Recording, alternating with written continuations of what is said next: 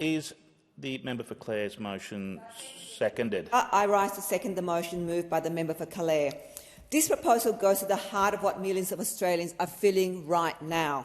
Across Western Sydney, diesel and petrol are surging towards $3 a litre, and as the member for Calare just mentioned, in Bathurst it's at $3.20. Rocketing fuel prices are hitting families and small businesses first, and they are being hurt the most. Yesterday I asked the Treasurer a very simple question. Why won't this government halve the fuel excise at least for 6 months to help Australians through this crisis? I did not get an answer that would reassure any parent at the Bowser this morning. I did not get an answer that would reassure any small business owner trying to keep their vans and trucks on the road. What I heard was a government that is prepared to sit on its hands while Australians are pummeled by prices they simply cannot escape. Families and small businesses in Fowler, in south-west Sydney and right across Western Sydney and, of course, in regional area are being crushed by the cost of living crisis. And they are not being trimming or luxuries or excess. They're actually being hit by non-negotiable bills. They have to fill their tank to drive to work. They have to pay their high energy bill costs. They have to pay for increased food. These are all the things that they have to. So in my electorate of Fowler, driving is not a luxury. It's not a lifestyle choice. It is a necessity. Public transport is terrible. We don't have proper public transport. Many workers start before dawn and finish late at night.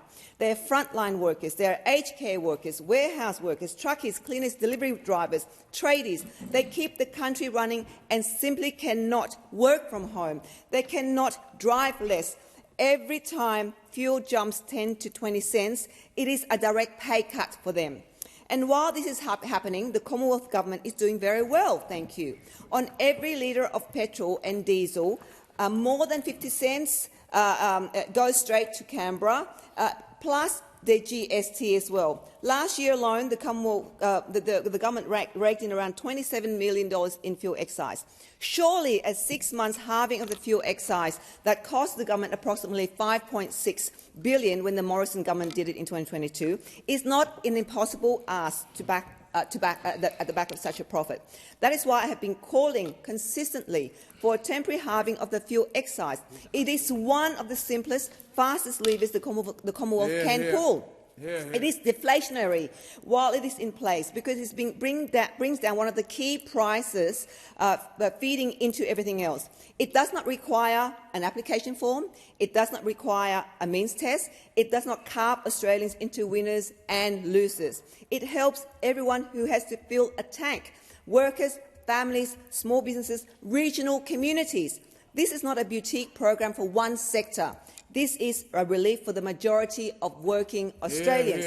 So now with petrol and diesel rocketing towards $3 a litre, and as we heard, $3.20 in Bathurst, the Albanese government refuses to budge. It is as if they think that the crisis at the Bowser is somehow less real than the crisis at the supermarket checkout or in the mortgage statement. But talk to any family in Fowler or in Liverpool, Cabramatta, Fairfield, Canley Heights, and they will tell you fuel is the bill that makes every other bill worse. This is why the member for Calare's bill to amend the Competition and Consumer Act 2010 is so important. It is about ensuring that in times of genuine crisis, and we are having a genuine crisis at the moment, when global conflicts, supply shocks or market failures send prices spiralling, the Australian government can step in to take control of fuel prices and protect the public. We already accept that in natural disaster or a pandemic, government must act quickly in the national interest. A fuel price shock that is pushing families to the brink is no different.